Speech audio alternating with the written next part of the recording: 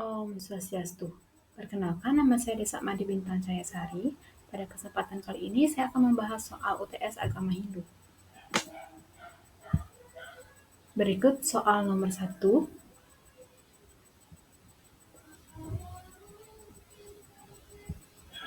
Jawaban soal nomor 1. Nilai-nilai kesucian yang tercermin dari kehidupan bagawan biasa meliputi kebijaksanaan, pengendalian diri, dan pengabdian tulus pada kebenaran. Biasa dikenal menjalani hidup sederhana, menghindari kemewahan duniawi, serta menekankan pentingnya pengabdian atau bakti, kesadaran diri, dan pemahaman dharma sebagai tugas moral dan etika yang menopang masyarakat. Kemudian jawaban untuk nomor B, ajaran biasa sangat relevan bagi umat Hindu sekarang sebagai pedoman menjalani hidup berdasarkan dharma atau kebenaran, keseimbangan, dan kesadaran spiritual dalam menghadapi tantangan modern. Kemudian, jawab untuk C. Kesucian sejati menurut Hindu adalah kebersihan batin yang tercipta dari pengadilan diri, kebijaksanaan, kejujuran, dan hidup selaras dengan dharma. Bukan semata status duniawi, tetapi ketaatan pada kebenaran dan kesadaran Atman bersatu dengan Brahman. Kemudian lanjut soal nomor 2.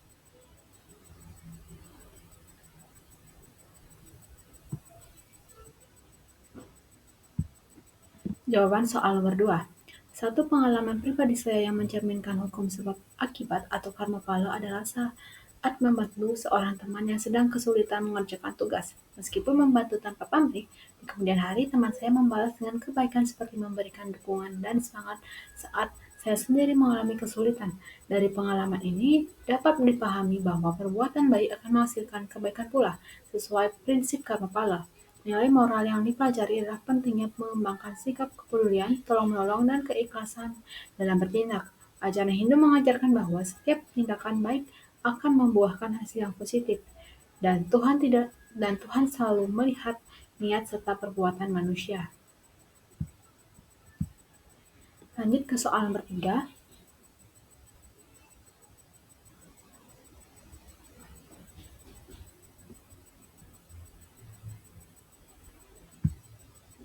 Jawaban soal nomor 3.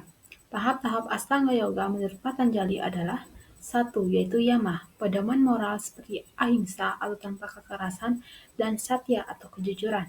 Kemudian 2. Niyama, yaitu disiplin diri meliputi kebersihan, kepuasan, dan penyerahan diri kepada Tuhan. 3. Asana, yaitu postur fisik untuk memperkuat dan memurnikan tubuh.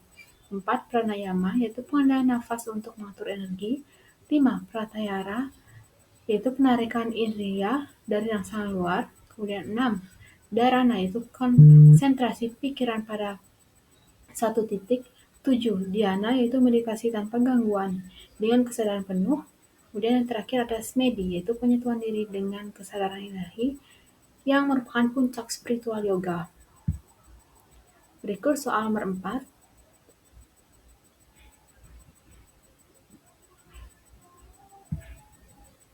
Jawaban soal nomor 4.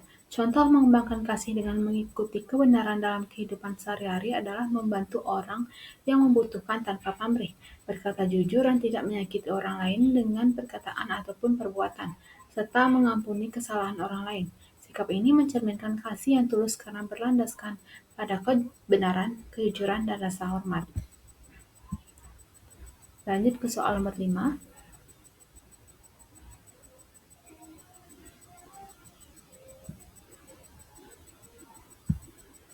Jawaban soal nomor 5.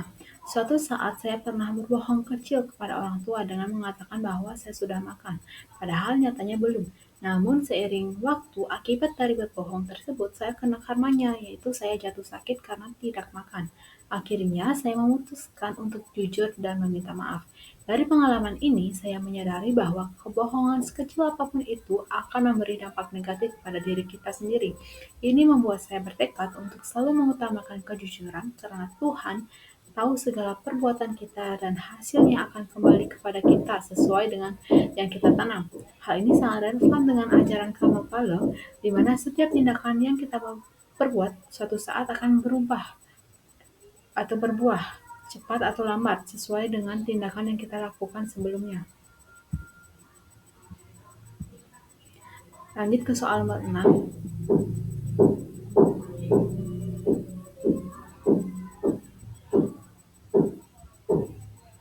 Jawaban soal nomor 6. Berikut penjelasan dari masing-masing tahapan meditasi tersebut, yaitu 1. Mencuci muka, tangan, dan kaki atau mandi, yang dimana membersihkan tubuh dari kotoran sekaligus menyiapkan badan agar segar dan siap meditasi.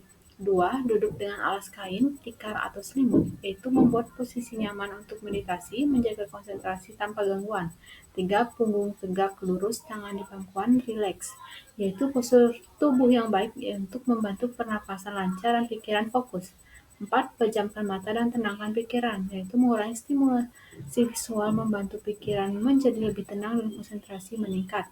5. Ucapan mantra, itu memusatkan pikiran pada satu objek suara agar kesadaran tetap fokus dan meditasi lebih efektif. Soal nomor 7.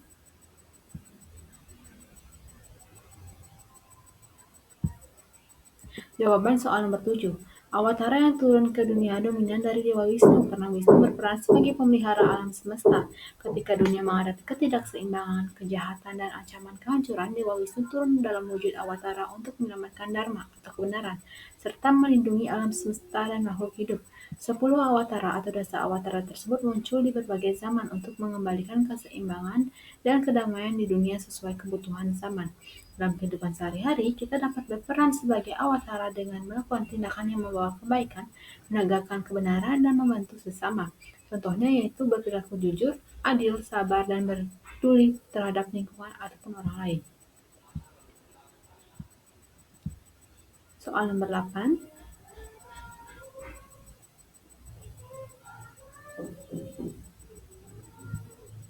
Jawaban soal nomor 8. Ida Sang Hyang Widiwasa bersifat Vyapi Vyapaka, artinya ada di mana-mana, karena beliau adalah sumber dari penguasa segala sesuatu di alam semesta ini. Bukti beliau keberadaannya di mana-mana dapat dilihat dari keteraturan alam, kehidupan makhluk, dan keberlangsungan alam yang menunjukkan adanya kekuatan Maha Kuasa yang mengatur semuanya tanpa batas ruang dan waktu. Kehadiran Tuhan juga dirasakan dalam kesadaran dan pengalaman spiritual manusia sehari-hari sebagai sumber kebijaksanaan dan kebaikan. Soal nomor 9.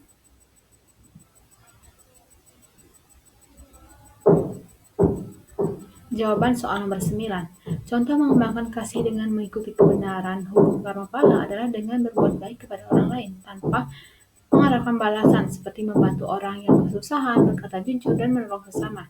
Dengan tindakan baik ini, kita menanam karma baik yang akan menghasilkan kebahagiaan dan kedamaian dalam hidup kita dan orang lain. Ini mencerminkan kesadaran bahwa perbuatan kita akan kembali kepada kita seperti buah dari karma pala yang kita tanam.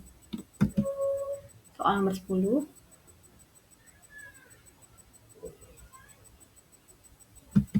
Jawaban soal nomor 10. Yoga asana penting dalam meditasi karena membantu menyiapkan tubuh agar nyaman dan stabil sehingga pikiran lebih mudah terfokus tanpa gangguan oleh rasa sakit ataupun ketegangan fisik.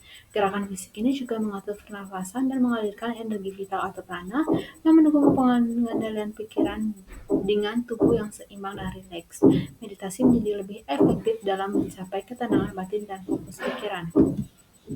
Baik, sekian yang dapat saya sampaikan mengenai jawaban dari soal UTS Agama Hindu.